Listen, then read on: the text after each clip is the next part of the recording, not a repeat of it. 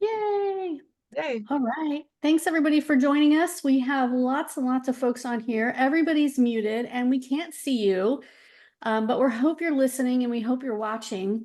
We will open up the platform for questions. There is a Q&A section, which when I have this full screen, I can't see it. So maybe Lisa, can you see it? I can see the Q&A and I can see the chat. Well, we won't be using the chat, right? No, that for whatever Got it. reason, chat doesn't like me. I'm I muted. think Okay. chat was Well, working this time. Last time it didn't, but it seems to be working now. I don't see it's Q&A on this one, so something's different. I have both. I Okay, you have both. Okay, so type your questions in Q&A or chat, either one. Oh yeah, now I see it. Michelle said it's 75 in Fort Myers. You Yes. are so lucky, Ooh, Michelle, that's but good. I'm not taking them hurricanes. I can't do that, but I love Fort Myers, Florida. Love it. It's beautiful there. I One of agree. my favorite places. All right, let me go back to slideshow. All right, so thanks everybody, and let's get started here with our agenda. So we're gonna have a little introduction of us in case you haven't met us or don't know who we are. Can't even imagine that. No, I'm just kidding. We're gonna, I'm gonna go first with website requirements to rank well with Google, showing up in AI search and why it matters. This is gonna be a new topic for you all. What's new in SEO, and then Dawn's gonna take over best practices for training your community liaison, your salesperson, and then sales monthly marketing plan and key elements of an effective caregiver ad. So this is our end of year 2024 into 2025. What do you need to do to be successful? And I have a few comments I'll reserve to the end that we've heard lately from clients that I just want to anonymously share with you so that you have some idea of why all this works so well together. Okay, I'm Valerie Van Boeven. I'm the founder and co-owner of Approved Senior Network. We started in 2008 as LTC Expert Publications. If any of you have been, and we do have clients who've been with us that long, believe it or not, which is lovely. And we've seen a lot of people retire and sell their businesses. So I feel like I'm old, but we started out as LTC and now we're ASN. We rebranded a few years ago. And I'm a registered nurse by trade and have played many roles in that profession. And today we have a lovely team of folks all across the United States. We are 100% virtual, but we're all US based. And it's just been an amazing journey. So that's me. Who's next? I'll go. I'm Dawn Fiella. I have been here at Approved Senior Network for close to 3 years now. I can't believe it's coming up on No, 3 years. I can't believe you just said that. It's a wonderful place to work. I started at Home Instead Senior Care almost, God, I don't even want to say a long time ago. I don't want to age myself. I was there for about 10 years. I started in community liaison. I was a community liaison for about 6, 7 years, and then the operations manager. We were the #1 company throughout the entire United States and other countries the entire time I was there. More recently, I was in an independent home care agency. I'm in Arizona. It's a very competitive market here. And I helped to grow that company's private pay to 3.5 million in under 4 years. I've worn many hats in home care, as many of you probably do as well. It's just the way that it works, that everything is so interweaved that, it's like, oh, I want to sign a new job. Well, we don't have caregivers. Okay, so now I'm going to go help over here in recruiting because I've got a sales background, right? But it's helped me to understand how it all works together. I think my favorite part of home care is growing the company. I love it. And Annette is not here with us. She is in our sales training program right now, but she's been with us close to a year, Valerie.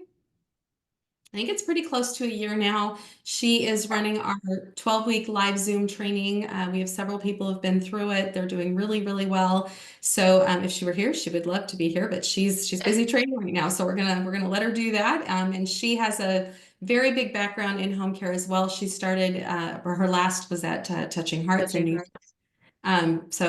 Anyway, that's Annette. And so Lisa, I'll leave you to it. Yeah. And she's in New York. My Yeah. name's Lisa Marcellet, and I see lots and lots of names here. Love seeing that you all are here. I've been with ASN for almost 2 years, right? Gosh.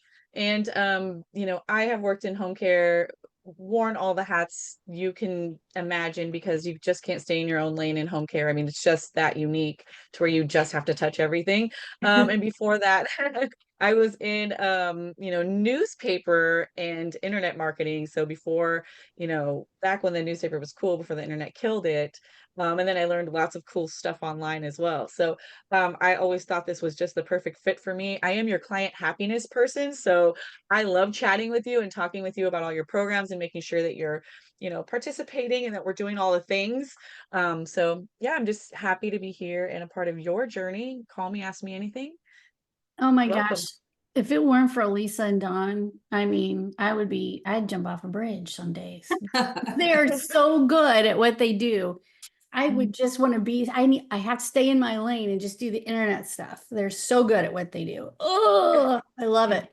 I think it's home care that prepped us though, because I know Yeah. when I started, then Lisa started, then Annette started, George, who's co-owner, said, there's something about you home care gals. It's true. It just, you Mhm. just you're just used to juggling and handling and keeping people happy. So I think that it prepped us for this for sure.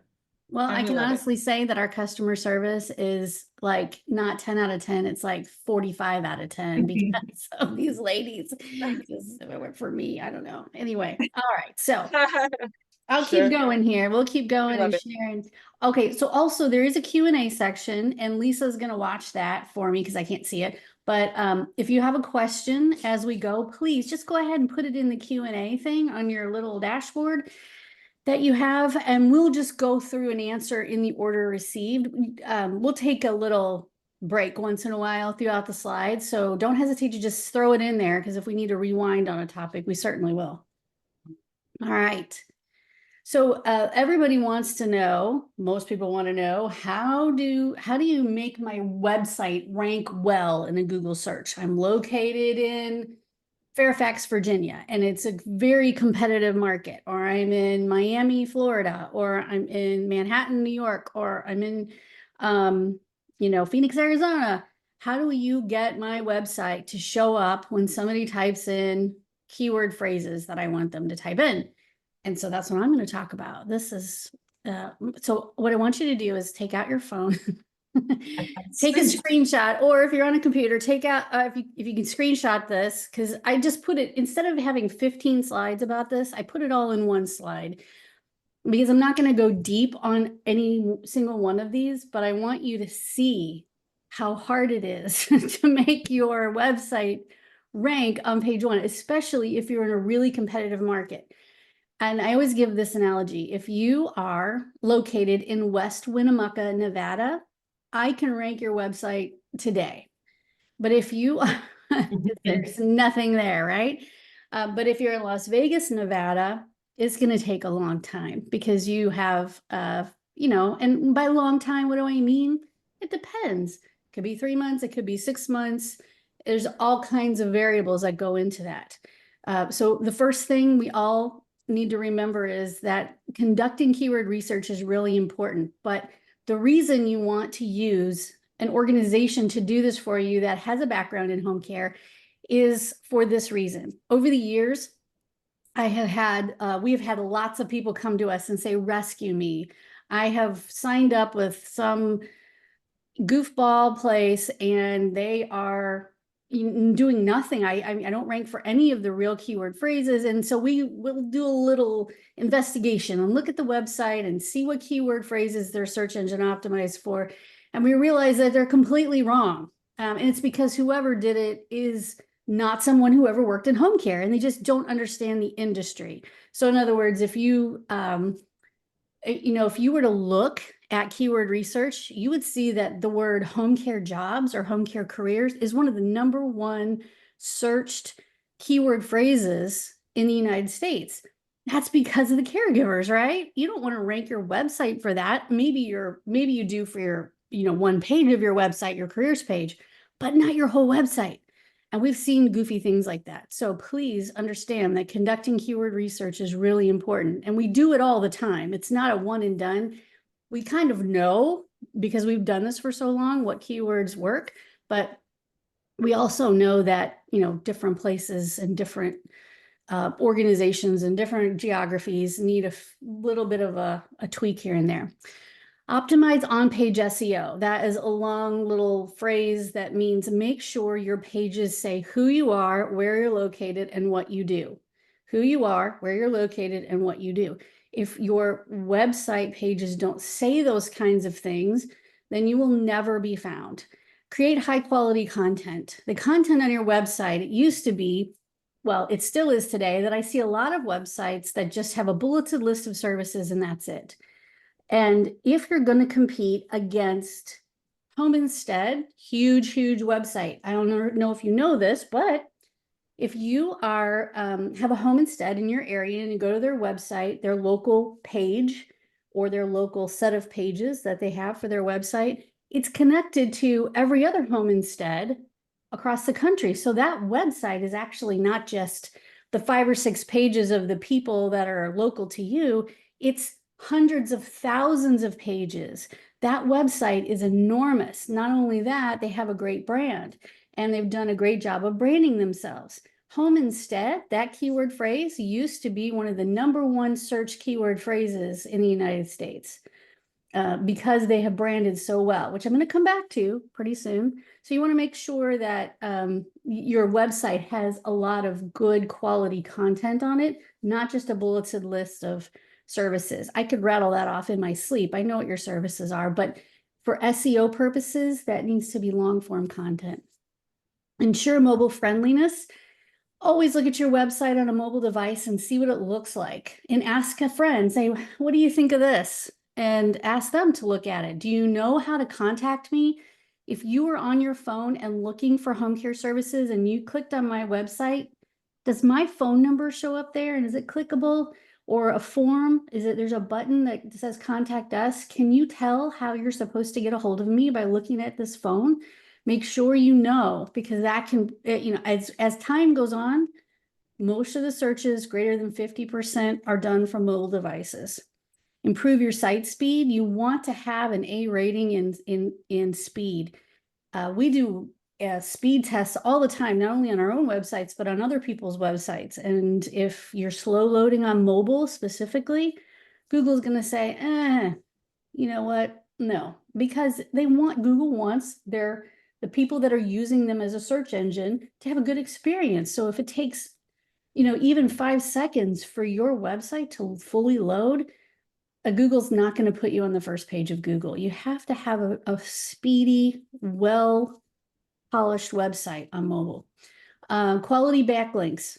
You need to have those. That means other websites that are not purchased. Don't go buy backlinks from somebody on Fiverr, because they will have a million spammy backlinks headed to your website. Don't do that. These are quality backlinks you need from reputable sources. Enhance user experience. It just needs to be visually appealing, easy to navigate. Think about the fact that a lot of moving parts on your website aren't necessary. Not only does that slow your website down, but it also is confusing to people, especially if they're not web savvy.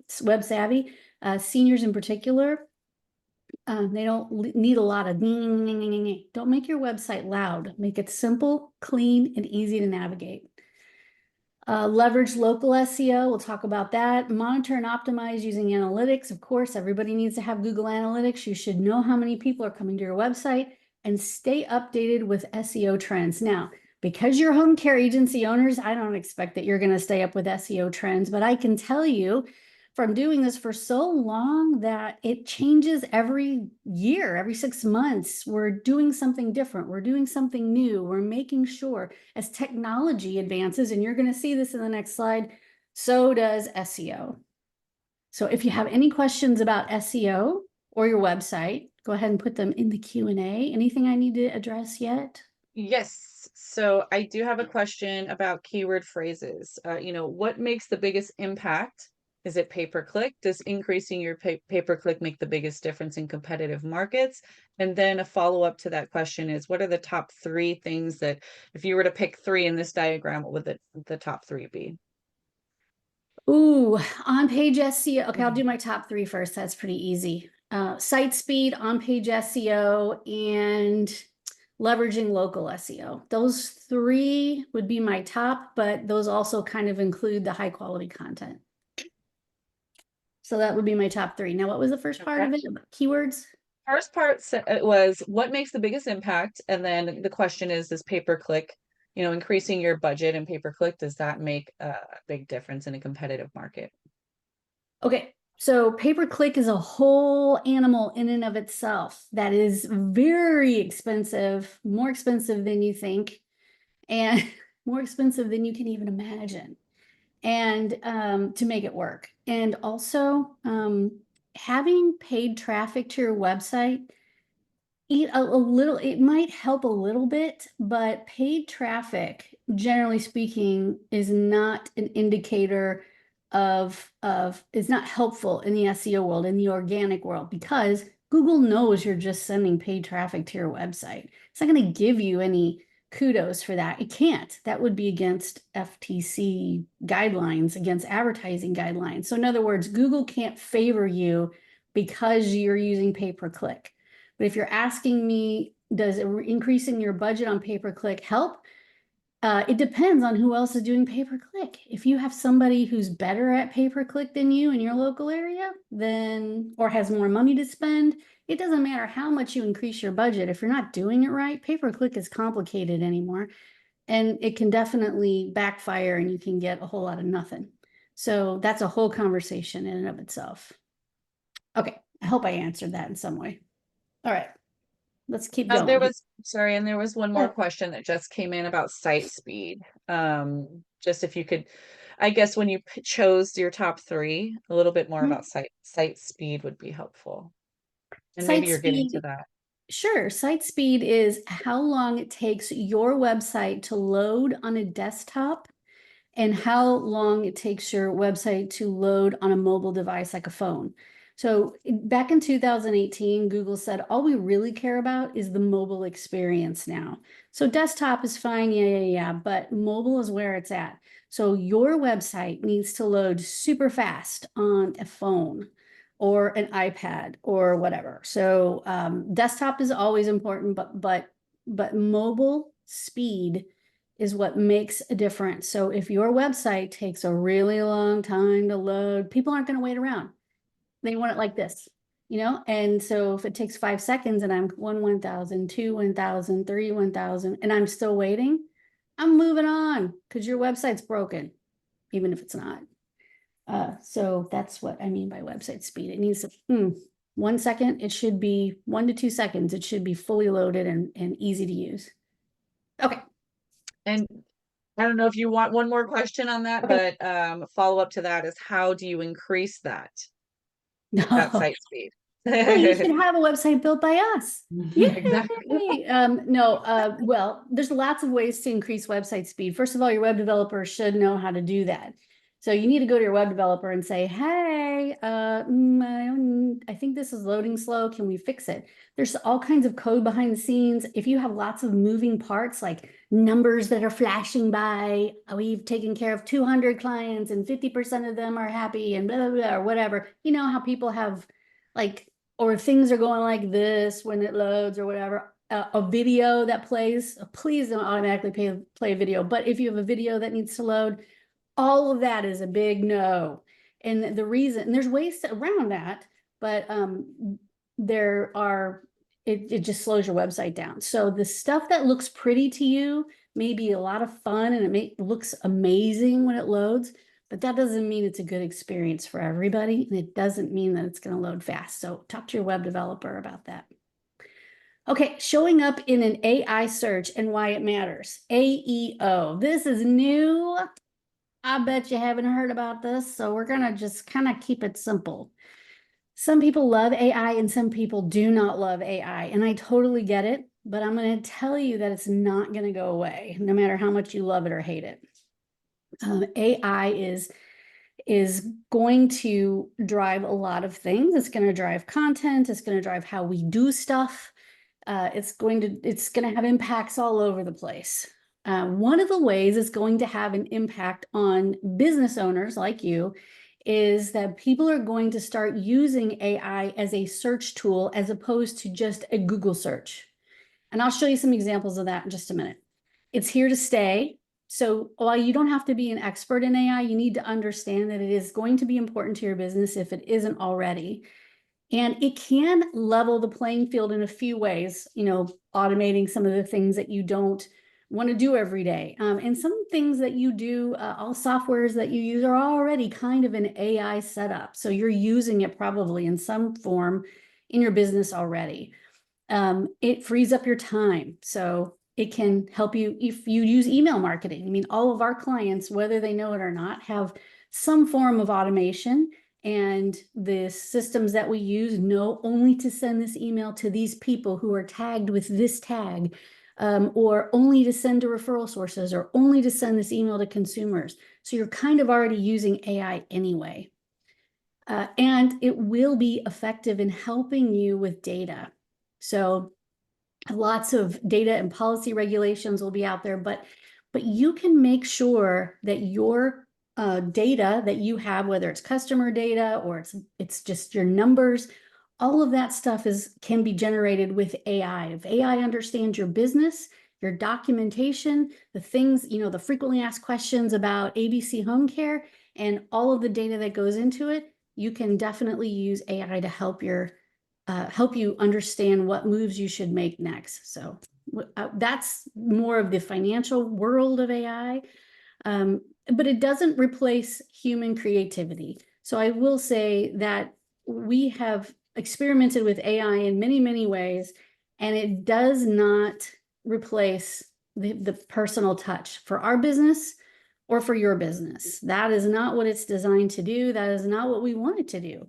It can enhance the experience of the person who comes to your website or the client who needs support, but it's never going to replace you. So we recognize that, and we know that in the home care business, which is a very touchy-feely business, that you guys understand that as well. It's great to experiment with different AI tools and learn what you can use and what you really don't need for your business, but it will change over time. Stay updated on trends and educate yourself and your team. Now, I know you guys are not going to probably spend a whole lot of time staying updated on trends of SEO or AEO, which I'm going to show you here in a second. That's our job, right? So that's why we're headed this direction. We're going to take a little bit of AI in 2025 and help our clients. But again, we understand that human touch is way more important than having somebody answer questions that is not a real human. We get that. So let's just talk about what we're doing right now and what we're seeing out there. So we're going to talk about answer engine optimization.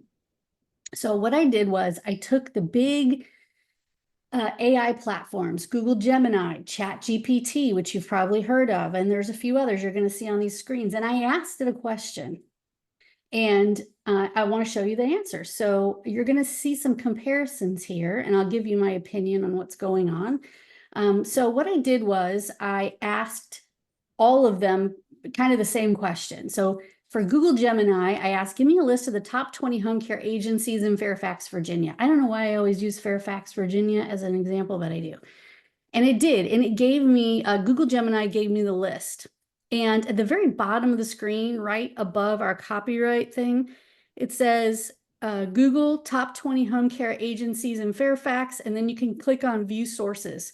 And the sources that Google drew that answer from were a combination of their own search results and things like care.com, caring.com, the aggregators of data. So I would suggest that if you're not already on care.com or caring.com, if you can get a free listing or something minimal there, if it has to be paid for, I'm out of the loop on what that is. You don't have to buy leads, but you need to have a very up-to-date listing on those platforms. I would highly recommend that. So that's the first thing I learned. Next door to that, we see the ChatGPT results for the exact same question. And underneath each response, you can see where it got that information. And one of the websites that it kept referencing here is Assisted Living Support, which is probably a lead generation website. I didn't go there. It's probably owned by a Place for Mom. And it just happened to be one of the top websites that were in that it picked up on. Now you can also see if you go down a little bit, It picked up on comfort keepers and a couple of other things. But for the most part, it's got all of these results from assisted living support, which didn't really make me too happy. But I learned quite a bit about this. So where Google and ChatGPT are getting their information are two very different places. So I asked ChatGPT, Chat, do your results come from Bing or Google? And Chat said to me, my search results are sourced from Bing. Let me know if you need further clarification. So as people start using these search engines, the AI engines, these AI engines, just know that Bing is important to you. Bing is important to you, whether you use it or not. Bing and Microsoft are important. So we have largely ignored Bing for a very long time because nobody uses it. But guess what? They made a very cool, ChatGPT didn't want to get in, didn't want to use Google Gemini. So here we are. So I'm going to talk to you a little bit more about this as we go. So I also asked Claude AI, another one, best home care agency in Fairfax, Virginia. And it didn't tell me any answers because Claude does not go to the internet to find answers. It only has what it's learned up till maybe a year ago or maybe 6 months ago. It's getting faster and faster. Claude will not go online and find answers for you. It'll give you some recommendations, but it won't tell you any names. So out. Claude, however, I will tell you, is very good at writing content. So while it might not be good for a search, it's great for writing content. Perplexity is another one. And so I did ask Perplexity, do you primarily source Google's database or Bing? And it said sources. It gave me Bing versus Google. It gave me a predominantly Google is what it uses. So Perplexity is going to be using Google. People are going to be using these. I know this might sound like a foreign language at this point, but people use these. And then we have our friends at Meta. Facebook, Instagram, Nextdoor, all owned by Meta, and I'm sure there are more. Meta, when looking for answers, do you primarily search Google or Bing? I don't search Google or Bing. Instead, I was trained on a massive corpus of text data, which allows me to generate human-like responses. My training data is sourced from web pages, books, articles, research papers, and user-generated content.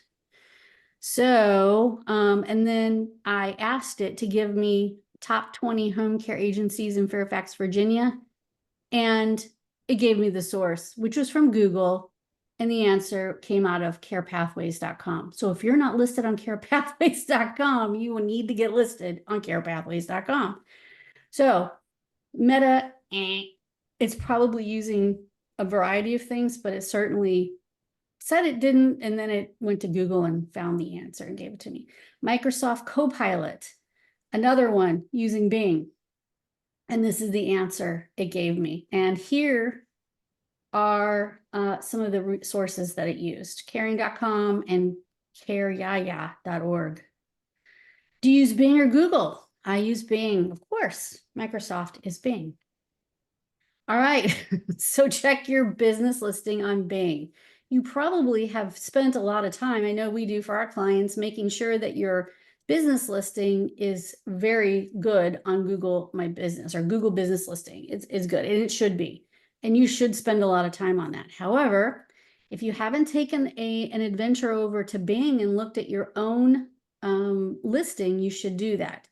Now I went through and made sure that all of our clients that use our services are updated on Bing, and I hooked up their Bing to their Google My Business so that if Google My Business gets a little change or a post, it goes beep over to Bing and also posts it there. Magical.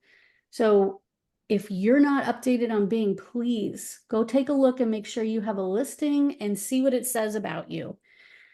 And it's going to be very important. Does anybody have any questions about where answers are coming from on AI? It's Google and Bing. Okay. All right. So the next thing you want to do on any of these, just like people have told us for years, go do a Google search on your own name or your own company name and see what comes up. You should do that. But you should also know what comes up when somebody puts in a information request about your home care agency. So I put in, tell me about Incredicare Home Care. And it gave me a lovely response. And the reason it gave me a lovely response is because we made sure that when we wrote the content for this website, we not only coded it the right way, we wrote it nicely, but we coded it on the back end with schema.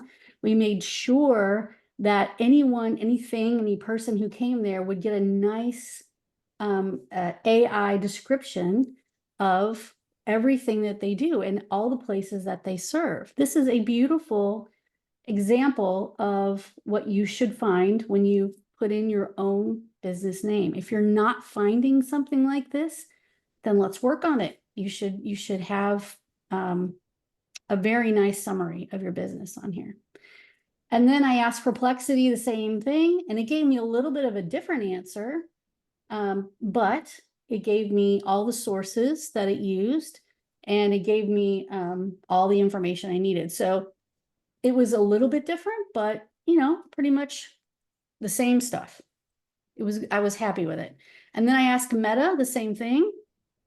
Very nice, except at the bottom it said, to learn more about, it was as if it was writing an article. To learn more about Incredicare, visit their website, which I don't know why it thought it wanted to write an article. But anyway, there's Meta AI. And then Claude, Claude doesn't go to the internet. It didn't know anything. They knew it was located in Woodbridge, Virginia, but that was it. And that's going to be your response from Claude most of the time. It's not a good search engine. Gemini, Google, it gave me a very nice listing, and it also gave me a bunch of places where we could find more information about it. So that was great. And then Bing Copilot gave me a great answer. We know that this website is done well, it's search engine optimized well, and it's written so that AI understands it. You have to make sure that all those parts and pieces are in place for you to show up and for people to be able to get information about you. All right, let's talk about what's new in home care SEO. Do I have any questions about artificial intelligence? No? Everybody's like, No, there was a question, one question that said, what are Google search results based on? History, your search history, geographic location, other factors, and then how do you account for that when seeing how your business ranks? Okay, so if you are logged into Google into your own account and you do lots of searches all the time for stuff and you've been like looking to see if your business shows up, Google is going to show you what it thinks you want to see. So it's going to give you some kind of false results. It's not bad results. It's just it thinks you want to see your website in the #1 spot. So it's going to show you that because it thinks that's what you want. You want to see your website. So you need to log out of Google, you need to open an incognito window, you need to do it from a different browser, whatever, and not be logged into Google and do your search. You'll get a better picture of what other people in your local area are seeing. However, we use third-party services that tell us exactly how you rank, and we send that report out monthly. So you don't have to do all that crazy stuff. We do it for you. We use a third-party service. And we say, so in Fairfax, Virginia, with these keyword phrases, how do I rank? And our clients know that they're #1, #2, #3, #4. They know where they rank on the page. They know if they've increased over the last month or if they've gone down in rank.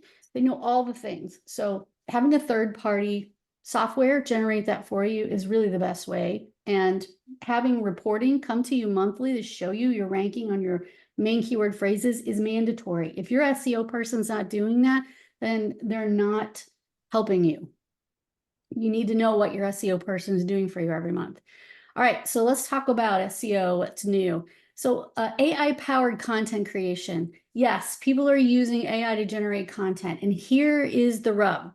It's okay to use AI generated content as long as it is a piece of content that is helpful for other people. If you're generating a rambling piece of doo-doo, then it's not going to rank. It's not going to help your website. It's not going to do anything for you. But if I generate an AI piece of content that gives you the answers you want, it may come with quotes and pictures and illustrations that show you how things work, then absolutely, that is great content. And Google's going to be very happy with that. And so are AI engines that are used to search. If you just, you just put in some gobbledygook that has a bunch of keyword phrases stuffed into it and it doesn't make any sense, no search engine's going to care about that. So you can create high quality content. You can incorporate video, imagery, all kinds of things to make that content really valuable to the people that are on your website and to Google. Enhanced user experience signals. So Google is placing more emphasis on core web vitals, which means page load speed and visual stability. So again, we're coming back to speed every single time. Voice search optimization.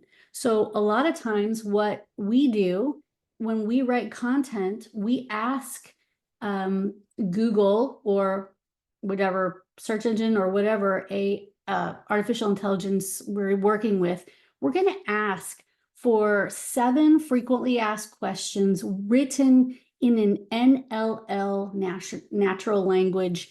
We want 7 frequently asked questions that are written in natural language, meaning I want frequently asked questions that people also ask. And I'm going to show you that in another slide. And that's really important to have on your website. A great set of frequently asked questions that are written in natural language. So if I were to say,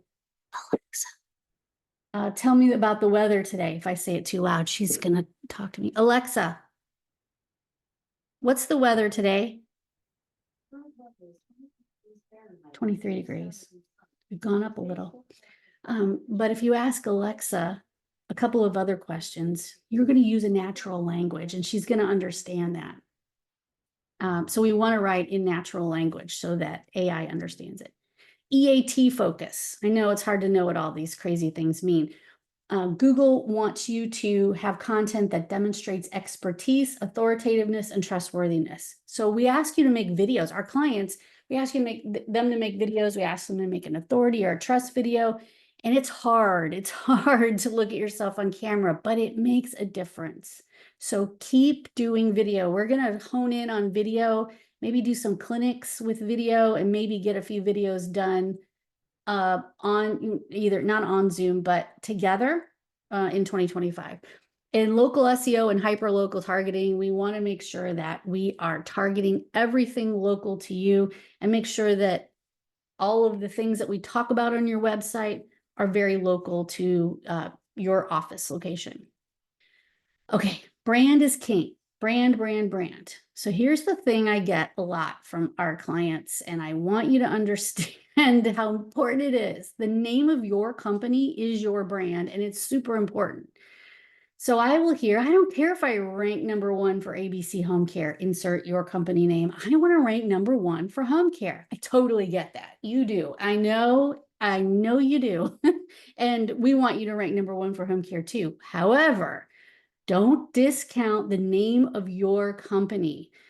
Home Instead, for a long time, got 30,000 searches a month on Google, and they were one of the #1 searched home care queries in the United States for years because of brand. Now, you don't have to be that big, but local to you, when your sales rep is out there, your name is in people's heads. They know you provide home care, but they're going to put in, I use in credit care as an example, but in credit care, they're going to put that in there in a search and come up with some information about you. Your brand should be associated with every keyword that matters to you. So keywords that matter to you should be ABC Home Care, Home Care, Home Care in St. Louis, ABC Home Care in St. Louis. So not just the word home care by itself, but you have to associate home care with the location you provided in and home care with your name. And especially if your name does not include the words home care, then you want to make sure that you're incorporating the word home care into a lot of things out there on the internet that are exactly related to your business. So your brand name needs to be part of your SEO. Hope that makes sense. And I use St. Louis and ABC Home Care as examples. That doesn't exist here. Okay, long tail keywords push all the keywords in the right direction. So here's another thing I see a lot. I don't care if I rank #1 for in-home elderly care in St. Louis. Nobody's going to type that in. I want to rank #1 for home care. And we want you to rank #1 for home care too. But long tail means long phrases, push the more desirable keywords to the top. So the words that matter to you in this case should be ABC Home Care provides elderly in-home care, elderly in-home care in St. Louis, elderly in-home care. Eventually, as you use those long tail keyword phrases in some of your articles and some of your SEO, in-home care and home care are both going to start being pushed to the top. So you want to use long tail keyword phrases a lot in your content, because if you've ever looked at what people actually type in when they're looking for home care, they type in some weird stuff because they just don't know what to type in. So long tail keywords are your friends, and they will push everything else up to the top. I guess I probably could have done this. Am I taking up the whole hour? Like, no, say no. Oh, yes, I am. Okay, so this is the last thing I want to talk about. People also ask. So if you want to know why long tail matters, why these long keyword phrases matter, if you go to Google and you type in home care in St. Louis, or I need home care in St. Louis, you're going to see this little section that says people also ask. And if you scroll down further, you're going to see people also search for. This is your key. This is what people are searching for. Who qualifies for home health care services in Missouri? How to care for immobile elderly? This is stuff that people are typing in all the time. So you want to make sure you have articles about these things. And if you have articles that answer these questions, then Google is going to refer to you more often for other things. So all of this matters, and these are all long tail keyword phrases. So that's what we're heading toward in 2025 and what we've been doing for a while. I hope that helps with all of your SEO and website needs. And of course, please hit us up for more information and we can help your website. So I'm going to turn it over to Dawn now. This is probably the best part of this whole webinar. So you can turn your attention to Dawn because she knows what she's talking about here. All right, so we've talked all about the online stuff. It's important, and the most important thing is to marry your online to what you're doing out in the field. That we're preaching that all of the time. So we talked online, now we're going to talk about some of the other things. So best practices for training your community liaison. So your community liaison, we're going to cover these 5 things: industry knowledge, terminology. We're going to talk about an elevator speech, referral types and how to break in, community liaison goals, and asking for the business, booking and signing clients. So, oops, there we go. I didn't have control there for a second. All right, industry knowledge. It's going to be really important before your marketer hits the field, is out there, that they have some industry knowledge and understand the language and terminology out there. Part of getting referrals is being trustworthy, and part of them trusting you is that they know you get it. You're in the industry, you understand what they're doing, you understand the terminology and the language. So having some background information in just industry knowledge and abbreviations that are used, like DON, PT, OT. When a social worker is talking to your marketer and says he's going to need PT, OT, and your marketer's just, I don't know what that is. They lose credibility when that happens. So it's going to be really important that you go through the industry. Where is home care's place in the industry? When does somebody decide to use home care instead of placement? Why are they using home care and not assisted living? They need to understand the place that home care has in this industry. They need to know all the abbreviations that could be out there, and terminology also. They need to understand what ADLs are. They need to understand what Medicaid is, what Medicare is. They don't need to be experts in it, but they need to understand what those things are and how they relate to home care and how they relate to seniors that are discharging or seniors who live in assisted living. And the terminology changes based on your audience. I learned this long really good relationships with those social workers, so much so that they educated me. I would be in there and I'm like, oh yes, that person that discharged, he's our client now. And they don't like the word client. And they told me that sounds businessy. That sounds like you're in it for the money. You know, they don't want me to use the word client. So when you're in with any of your referral sources, skilled nursing facility, their patients, even the people that you have that you're caring for in their home, if you're talking to a social worker, call them a patient, because that is what sinks in. That is the language that they use day in and day out, and they see you as one of the same. When you're talking about a people in assisted living, they're residents. So the language and terminology is going to change based on who you're talking with as well. They need to know what long-term care is. I had a social worker one time said that you guys take LTC, right? I had no idea what she was talking about. That's not good. It's not good. In our sales training, we teach all of this, and a lot of it's just like what I did wrong, right? The things that I have learned, painstakingly learned, that we're teaching so that they don't have to go through that. LTC, long-term care insurance, they're great clients to have. So they need to know that. They need to know that private pay, private duty, and custodial care, those are all the same thing. They mean the same thing. Generally, in general terms, they mean the same thing. VA is veterans. They make sure that you have given them this information before they go out and they start meeting with referral sources. Oh, I've lost slide control. It's very strange. It's very jumpy. Okay. We're going to talk about the elevator speech next. Most salespeople in general have an elevator speech. You should be able to roll it off your tongue in 30 seconds. And we're going to talk about the key parts to the elevator speech. The most important part of your elevator speech is going to be your differentiator. That is what makes you different. This can be the reason you get in the first place. People, social workers, people in assisted living, independent living, they have home care agencies coming in all day long. They're inundated with home care agencies. When they know you're in home care agency, I have 10 I'm working with. I don't need to talk to you. And they don't, unless you're different.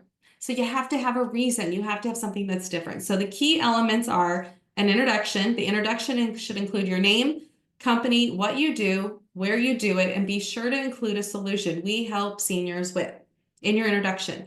Differentiator must set your agency apart from other companies. A unique service offering could be a differentiator. Specialized care expertise could be a differentiator. Exceptional caregiver training strategy could be a differentiator. It can't, what I can tell you it can't be is, oh, our people really care. Our caregivers really care. Our scheduling team really cares. They all say that. Everybody cares. That's not going to be enough. It needs to be something meaty, something big, something different. The next thing is a reassurance statement, because as they're listening to you, they're paying attention to the introduction. If your differentiator really stands out, they're still paying attention. This is where you tend to lose them. You have to have, they think, oh, all of that sounds good, but then there's the but. So you have to give them a reassurance statement of some kind. If I'm in assisted living or I'm in, all of the referral sources are worried about seniors being taken advantage of. So caregivers are very well screened, or we drug test them, or there's CPR for something that's going to reassure them that this is a safe company and we've done what we need to do to make sure that your patients, your residents are going to be safe. And then there's a call to action. Be careful with this. Most elevator speeches are done when you're first meeting somebody, right? So you don't want to be too pushy. It's your first meeting. So just something like, feel free to call me if you ever have a patient or a resident that is discharging, or a resident that's needing a little additional help. So be very not pushy with that call to action during the elevator speech. The asking for the business will come later on. Okay, it's me. It's me. I'm the reason you can't change it. Okay, yeah, I'm not able to change it. Okay. But also don't worry about going over an hour, because it's good. It's all so good. Just don't rush. You're totally cool. Okay. All right. Sorry. Referral types. There's lots and lots of referral types. Of this in our sales training class, but this is going to be a brief overview. It'll still help you though. All of this is going to help you. So I found through the years, the main referral types that have been good for me, skilled nursing facilities, hands down, have been the best. The way that it worked years ago, back when I was at home instead, I would go into the hospitals. We were free to just walk the hospitals, talk to all the case managers. I learned that case managers case manage a certain type of disease or a certain type of, orthopedics, or they're doing heart disease. They had their own specialty that they were working in the hospital. Okay. And so that was very cool because I would bring heart articles to the heart ones and I would bring bone articles to the ortho. Like I was very in tune to what they were doing. Then boom, it stopped. Why did it stop?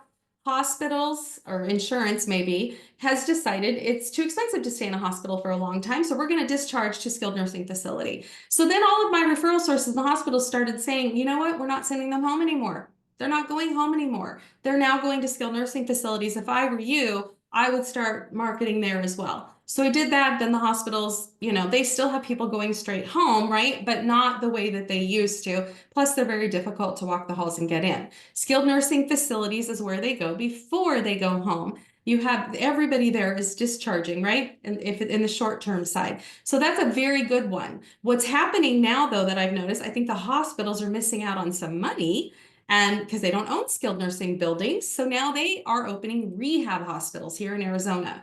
This isn't happening where you are. It could be, and you just don't know. Start looking for some rehab hospitals.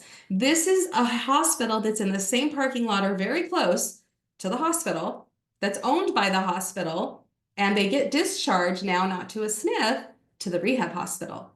The rehab hospitals have been very open, very friendly, allowing us to come in and do lunch and learns, very open to the home care arena, very open. So that's a place that you should be going if you're not. If you have rehab hospitals, there's been about 3 or 4 that have opened in the last 3 years here. And I'm in Arizona, so maybe, I don't know if it's going to happen here first and then spread or what, but look for the rehab hospitals. Hands down, SNFs, rehab hospitals, best referral sources. Independent living buildings are good. Independent senior living communities. This is where you have maybe 6 square feet, 6 square miles of independent seniors living in their own homes. Within that 6 square miles, there are doctor's offices, renal care. There's all kinds of different buildings and places where the churches are going. Though, marketing to those is a very good idea. Assisted living buildings, memory care, home health, and hospice. So those are all the best referral types that I've worked with. That's not to say there aren't others, but I would say the better jobs, the most steady jobs, I was able to build relationships and get consistent referrals out of them. So how do you break in? How do you get in there? Well, I'm going to give you some tips. Speak their language. Again, if you're in a SNF, talk about the people as patients.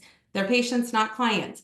Also, what are they doing in skilled nursing facility? Understand what this referral source is day to day is like. What does that look like? Skilled nursing facilities are discharging all day. Have a discharge package, right? Assisted living. Maybe they've got a wait list and they can't move these people in because of this wait list, right?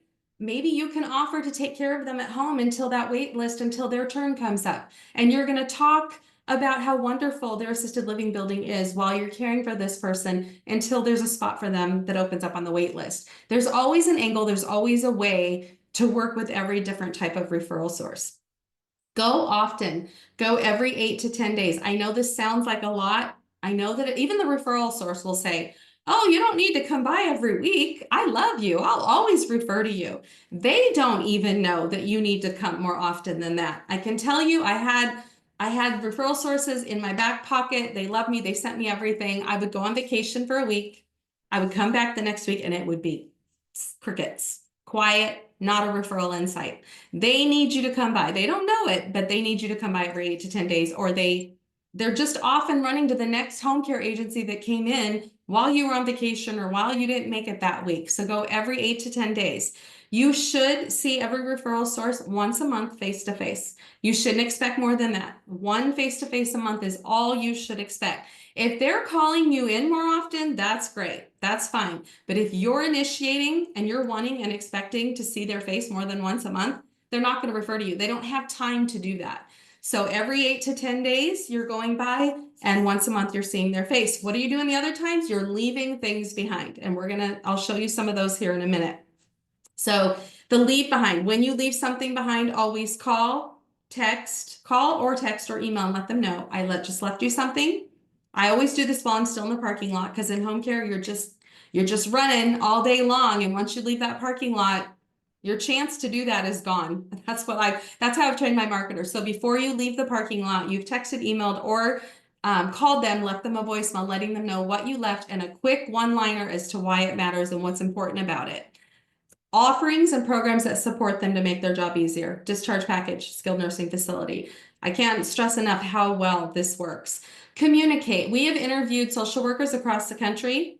Their biggest problem with us, with home care agencies, is we don't communicate, which I was shocked to hear. And it's not just communicating in general. This is, I gave them a referral, I sent it via text, and I never heard back.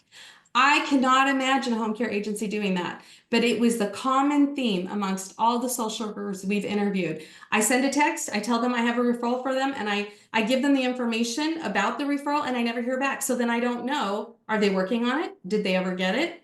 Do I need to send it to somebody else because I don't know if they're working on it and this person's discharging? It really stresses them out. So even if you're busy, a quick text, got it, I'm in a meeting or I'm doing this right now, I'll call you. Let them be responsive too, responsive and communicate. Those were the two biggest complaints they had about home care agencies. Offer to help even when it's difficult. I've had them say, you're going to hate me for this referral. You're just going to hate me. This person screams. She's not nice. She's just awful, but I trust you to handle it because you're just so good. So offer to help even when it's difficult. Doesn't mean you want to do all the difficult ones. I've been that person too. You don't want to be the person who takes only difficult clients, but offer to help even when it's difficult. That's when they know that your heart is involved in this and it's not just about money for you, because you're willing to take on something that's a little more difficult. Build a solid relationship and don't focus on the referrals. I can't stress this enough. You should have the kind of relationship with these people that if something went south, they are comfortable enough with you to call you in their office and say, look, your caregiver fell asleep last night on the wake shift, and I just wanted you to know. And that you can bounce back from that. That's the kind of relationship you're looking for. And we teach you how to do all that in our sales training, but that's the kind of relationship you need to have ongoing referrals. If a referral source has ever just stopped talking to you, just completely disappeared, doesn't return your calls, it could be that something happened or they heard something about you or about your company and they just decided they're not using you anymore. If you don't have a good relationship with them, you're not going to be able to have that conversation and turn it around. Okay, are you doing slides now, Valerie, then? Yes, okay. I think I always was. Okay. It worked once, so I'm like, we must have did it at the same time.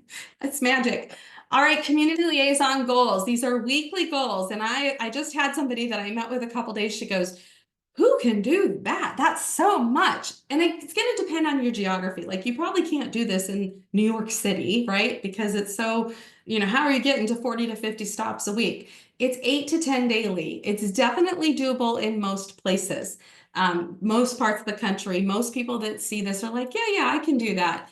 Out of those 8 to 10 stops a day or a week, 40 to 50 stops a week, 15 to 20 of them need to be face-to-face stops. Again, those face-to-face stops are important. So you've got to keep track because everyone's getting one a month. So about 15 to 20 each week should be face-to-face stops. And there's lots of ways to do a face-to-face. So with us in Mastery Circle, we meet every other Friday. And we have a meeting much like this. We do a lot of training and those kinds of things too. Lisa is creating, she's wonderful at it, 4 leave behinds for you every single month. One of the leave behinds is guaranteed to get them to come out and talk to you. And so we're already doing that. And we're going to get into leave behinds here in just a minute. So that is how you're going to get that face-to-face once a month. You could do it with the leave behinds. Out of that, if you're doing your 40 to 50 stops a week and you're doing 15 to 20 face-to-face, you should be getting 5 to 7 referrals from your referral sources every single week. This should happen. It's not going to happen tomorrow. These are solid relationships, right? You don't want to one end, okay, she referred once, she tried me once, and now she's off to ABC Home Care. That's not what you want. You're building a solid relationship. We have 5 impressions you have to go through to build these solid relationships. When that starts to happen, you will be getting 5 to 7 referrals from your referral source. Doesn't mean they're all going to turn into jobs, but not all of them are great. There's going to be, they can't afford it. There's going to be little things here and there. Some of that's about educating your referral sources too. Now, when a referral or service inquiry comes in, you should be booking 70% of those. So if you take 10 service inquiries, these are people calling in about services, 70% of those, 7 of them should be booked and turned into appointments. You should have a 90% signing ratio. So if you go out to sign 10 clients, 9 of them should sign. When all of this is said and done and you're doing all of this right, you should have 3 to 4 signed jobs a week from your referral sources. You should have 1 to 2 signed jobs from maybe Google Ads, from website leads, from agingcare.com, from whatever other things that you're doing. You'll also have some signed jobs there. Do we have any questions? I haven't even. Yes, we have a couple questions. Okay. Let's see. Is it legal to leave things like small snacks for marketing? Yes. So it's legal, yes. It kind of goes back and forth. The people who don't do the right thing ruin it for everybody for a while. It's a temporary ruin from what I've seen the years and years I've been doing this. I've always left little things. We can't buy people purses and we can't buy people facials and massages and take them out to get their nails done. That cannot be something that we're doing. It has to be little. When you say little snack, that is fine. There's nothing wrong with leaving a little snack. Just be careful. Social workers take like a code of ethics kind of thing when they take their job. And part of it is, not to be like, I'm only going to refer to this company because they give me things. Like they will not do that. It's dirty. It's ugly. If you're offering to do those things, a good social worker is gonna, and even if the social worker is taking these things, eventually their boss is going to get wind of it, and that's when it ruins it for everybody for a while. Like I've had them say, we can't even take Post-its, we can't even take pens. I mean, they're just devastated about it. But eventually it breaks back open and everything's fine. So yes, a little snack is fine. Yes, and I keep it under $5 or under Right. $10. Yeah, small. Yeah, small. I mean, anything that we recommend, literally, you can buy it at the dollar store. It is not That's right. something you're spending $25 on per referral source. No way. All right. The other question is, most home health agencies and hospice agencies, their patients are Medicare, not private pay, question mark, but they always need private pay help. I mean, I'm answering. What's the question? The question is, most home health agencies and hospice agencies, I think you were talking about partnering up with. Oh, yes. Okay. Their patients are Medicare. What? So if they're on Medicare, typically, not always, but typically people on Medicare will have some money to pay for home care. People on Medicaid usually don't. And so for Medicare, they usually do. Hospice and home health alone typically isn't enough to keep somebody at home. They need additional support. They need additional help. If family's not there, they're going to need home care. I've worked side by side with several home health and hospice agencies through the years, and we refer back and forth. So, okay, hope that answers that. All right, next slide. Asking for the referral. So I mentioned there's 5 impressions. We're not going to go through all of those today. The 5th impression. So they are trust, confidence, camaraderie, prove reliability. Those are the 4 other impressions. We're not going to deep dive. This is the terrifying one. This is the one, and I've been in sales my whole life. That's the scary. Oh my gosh, now I have to ask. Am I scared to ask? This is terrifying. It's scary because there's not always a need. There's not always a need. Let's say we're selling cars. I need to buy, I don't need a car. I love my car. My car is great. But I have a salesperson who wants to sell me a new car. Not only do they have to convince me I need a new car, they have to also convince me that I want their car. So that's a very different thing. Here, that's not what's happening. These seniors, because you're going to referral sources who are with seniors all day long, they already need care. They're already going to get home care. They're already going to be referred to home care. All you're doing is directing the referral. There's nothing to be afraid about here because the need is already there. You are just taking the referral and saying, I'm the better company. So differentiator can do that. You proving that you're reliable and trustworthy and all the things. So there's no, of course, it's still going to feel scary at first, but really this takes the fear out of it because you're not convincing them that they need home care. You're just taking a referral they were already going to give and asking them to send it to you. So it takes that away. The fear's gone. Next. Yay. Yeah. Asking for the business booking assessments. So I call this the 10-second connect. that doesn't mean you're going to rush through the phone call and you're not going to give them your full undivided attention. The biggest problem salespeople have when they take a service inquiry is they're trying to sell the company. They're trying to sell the services. They want to sign the client. That's not the point. Whoops. It's me. Okay. Sorry, I'm trying to find the questions. Oh, It's just that's me. not the point of this phone call. The point of this phone call is to book the assessment. That's it. Don't worry about, am I going to assign this job? This job's going to be hard. Oh, they want Saturdays, whatever. Don't get into any of that. The only goal of this phone call is to book this appointment. And I call it a 10-second connect. Two things have to happen when you're on the phone with them. One is you need to connect emotionally with the heart. Two, you need to establish you're an expert. And this can be done very easily. Most adult children, when they call you, and I'm sure many of you have taken lots of these calls, they are in crisis, right? They're in crisis mode. Mom and dad have been in charge, and now I'm in charge, and I have to decide what I'm going to do. I have no idea what to do. So they call. Usually they're going to tell you the whole story, right? But if they don't, a simple thing you can say is, what prompted your call to me today? And then they're going to tell you. As they start to tell you, something has happened, something for them to call you, something in their mind sort of tragic has happened and they don't know what to do. This is an example. My mom fell and broke her hip 2 weeks ago. It is okay in that moment to jump in and say, I'm so sorry to hear that. That can be so difficult for everyone involved. You've done two things just then. One, you connected emotionally. I'm so sorry to hear this. That can be so difficult. Two, so difficult for everyone involved. This sounds like you've been through this before. This adult child hasn't. They are so excited to hear that you've been through this before. You can use words like typically in this situation, or I find when this happens. Oh, she's in skilled nursing. Typically they stay there for about 2 weeks. We have plenty of time for me to come in and talk to her. When you can establish that you care, you connect with them emotionally, and that you're an expert in this, they're thrilled. You can hear the relief in their voice. They want to take this situation and hand it to somebody else to solve because they have no idea what to do. So then book the appointment as for today, if you can. I happen to be in your area today, or I have a rep in your area today. Does 3 o'clock work for you? Because they've got websites pulled up.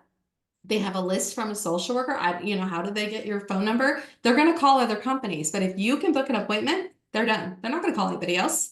They have an appointment with you today. There's no point in calling anybody else. And you know what you're doing and you care. And so why would they call somebody else? So just have the mindset of, I've got to get this booked for today. That's it. Don't worry about the rest of it. Okay, next one.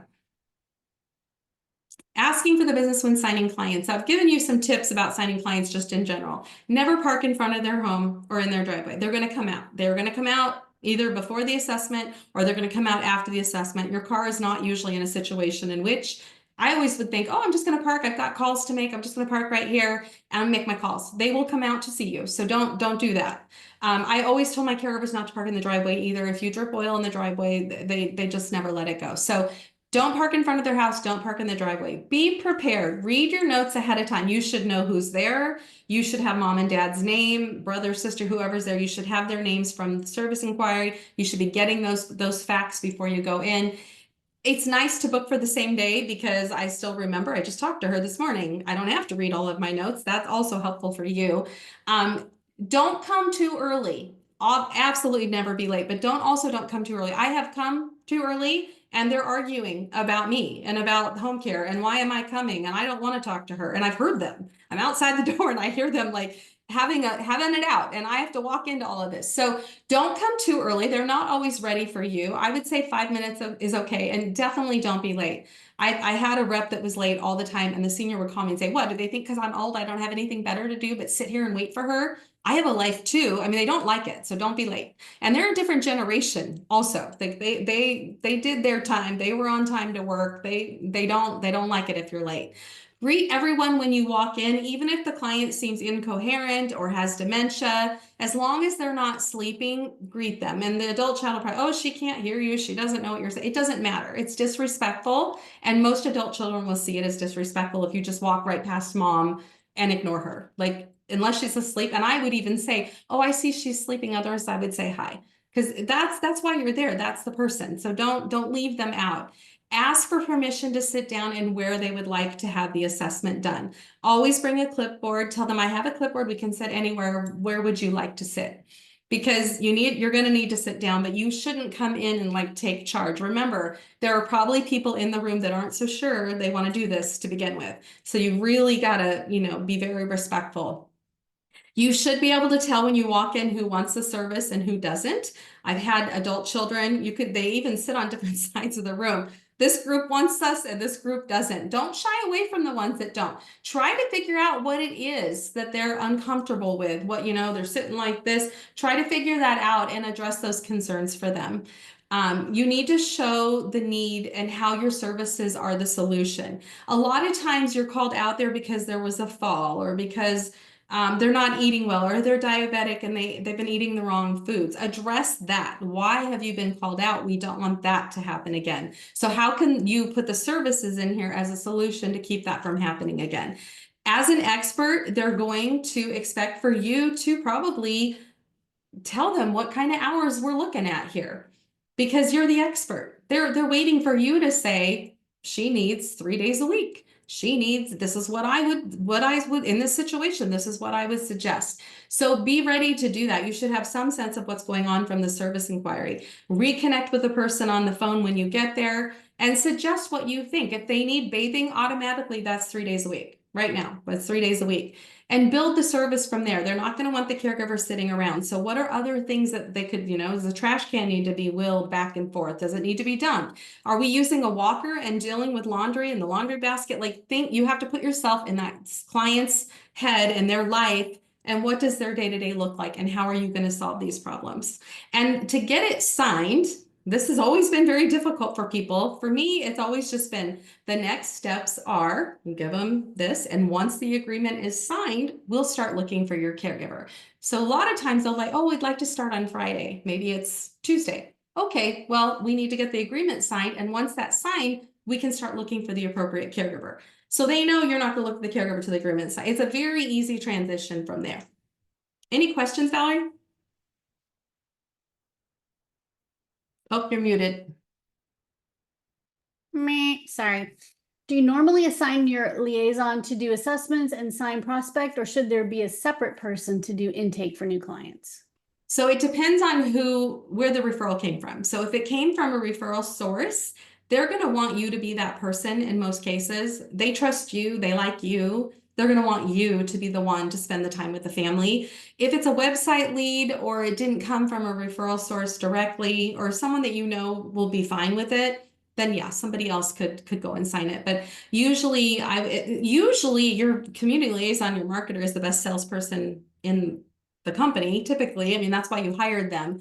They're probably better skilled at this anyway. But definitely a referral source is going to expect that the marketer is going to sit down with that family. Yep. Okay. And so most discharged patients from rehab have home health care meet them at the home.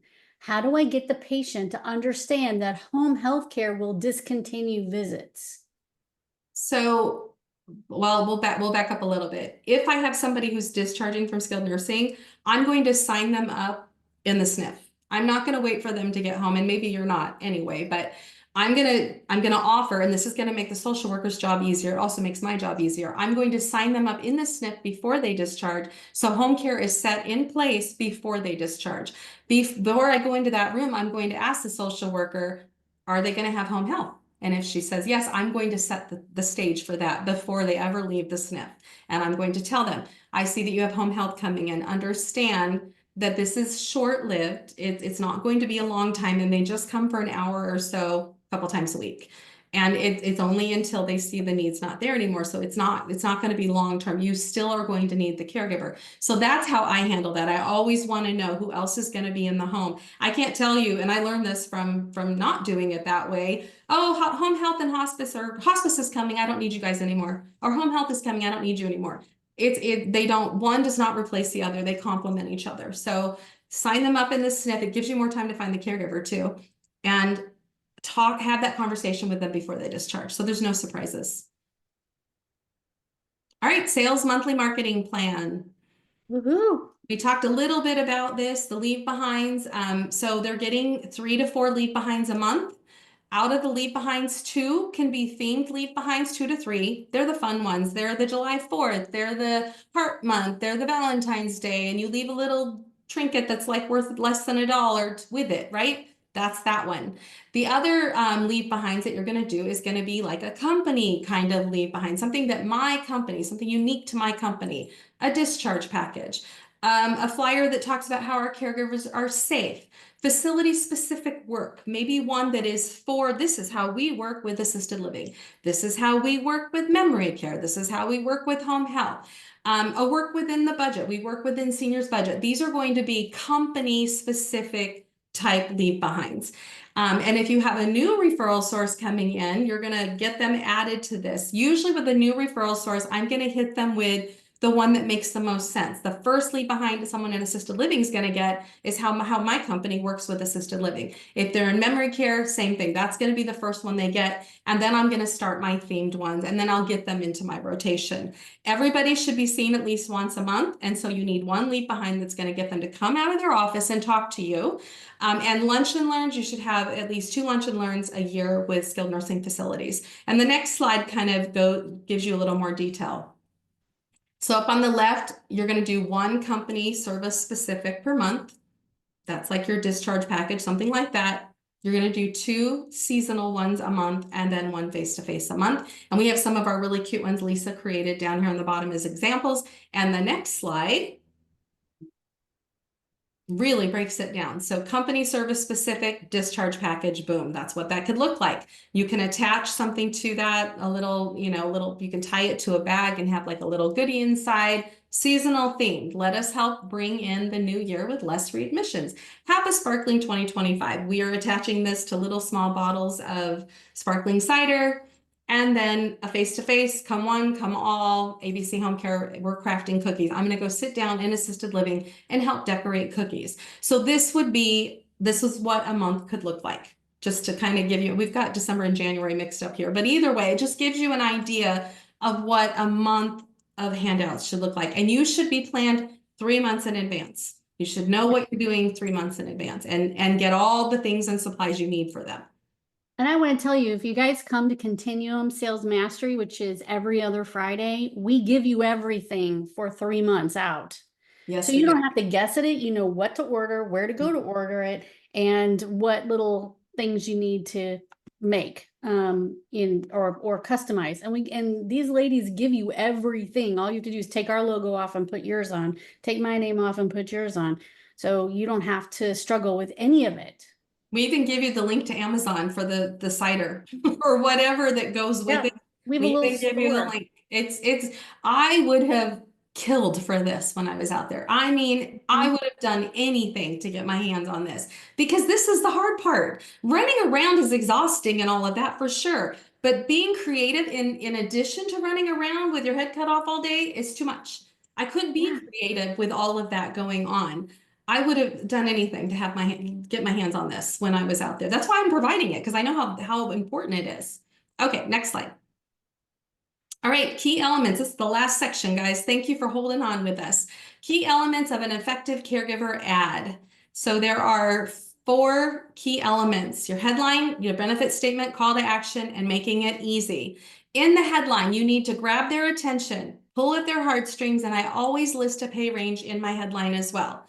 The headline should be caregiver, not with an S, just caregiver, space, dash. You don't want the dash touching the R. Things are alphabetized. You don't want anything touching the R in caregiver.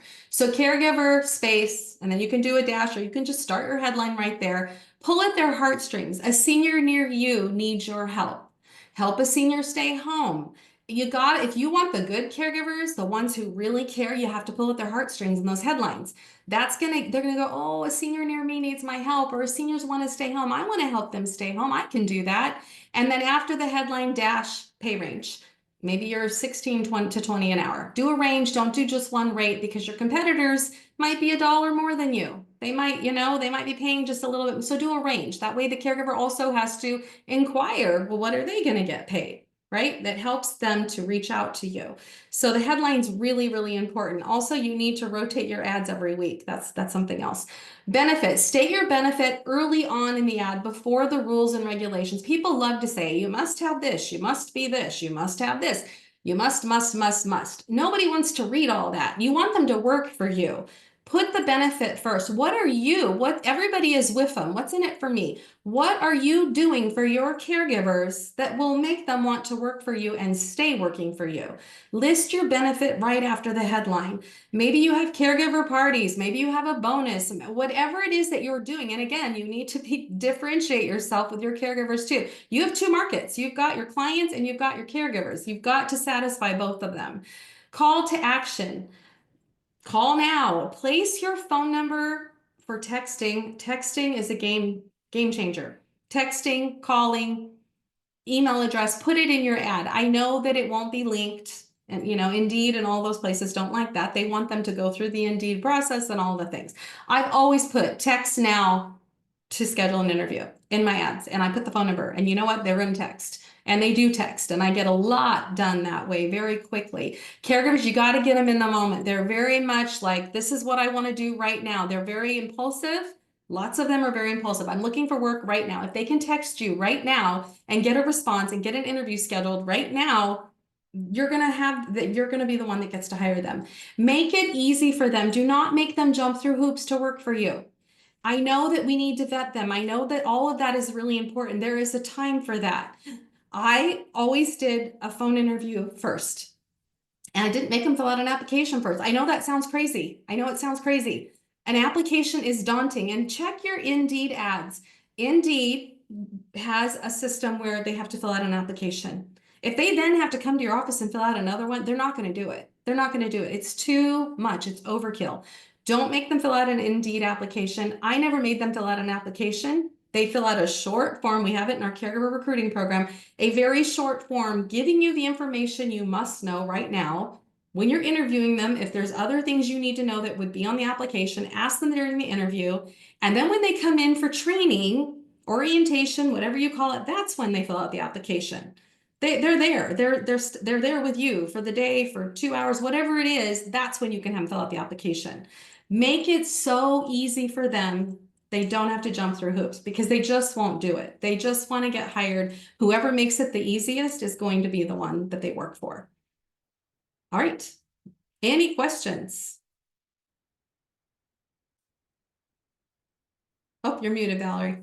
I know, I mute myself just in case the dogs bark and hear. I know, I do the same thing. Okay, let's see. Indeed has an internal feature that filters headlines. They have encouraged basic headlines, nothing too fancy. They will still post, but give priority to those that are simple. What do you suggest for this? So I had a whole thing with Indeed. I had an ad that I was running, and I spoke to my rep just like you did, and he said your headlines are big and long and involved. Like, they can't be super long, right? I'm talking like caregiver, one little sentence, and then pay range. And he said, this is probably hurting with our algorithm. And I'm like, but people, I'm getting lots. I mean, I'm getting lots and lots of inquiries, lots of people calling. And so he said, let's do this.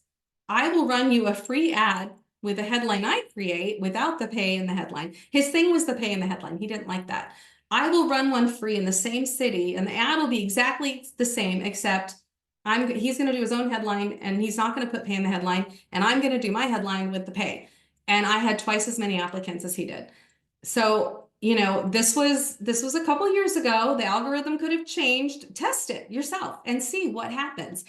I can tell you I get double, because what I think is, as a caregiver, I'm scrolling headlines. I don't want to click in on the ad. I want to scroll headlines. And if the headline has grabbed my attention, pulled up my heartstrings, and I know the pay range it's within what I want to make, that's the one I'm going to click on. So Justin, I still remember his name. He was floored. He goes, I got to go back to my team and tell them what happened. So test it yourself. See what happens. I'm not saying you have to do it that way, but it's worked for me for years. And they said the same thing to me. So that's all I can do is share my experience. Any other questions, Valerie? How do I join Approved Senior Network Marketing? Well, you can go to our website at asnhomecaremarketing.com. However, I think you're going to talk about something on the next slide. Yes, so the next slide, we have a sale. Our in-field sales training is $200 off. You have to just mention this webinar. You probably have to sign up, I guess, before the year is over. Yeah, Valerie, before January 1st.